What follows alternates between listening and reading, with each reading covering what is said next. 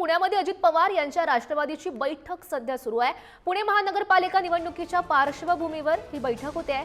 पुणे शहराचे अध्यक्ष पदाधिकारी बैठकीला उपस्थित असल्याची माहिती सध्या मिळते आणि याच संदर्भात अधिकची माहिती जाणून घेऊयात। प्रतिनिधी बालाजी पोद्दार सध्या आपल्यासोबत आहेत। बालाजी, महत्त्वाची अशी बैठक, काय नेमकं घडतंय बैठकीत?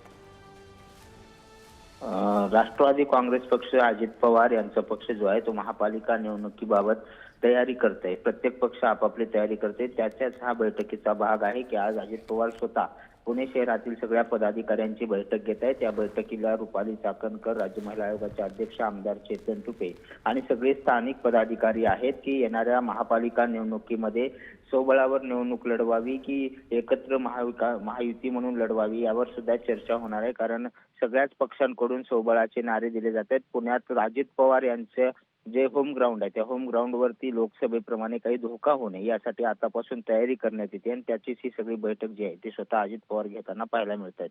गौरी, नक्कीच बालाजी, या घडामोडींवर असंच लक्ष ठेवून राहा। तुर्तास धन्यवाद दिलेल्या सविस्तर माहितीसाठी।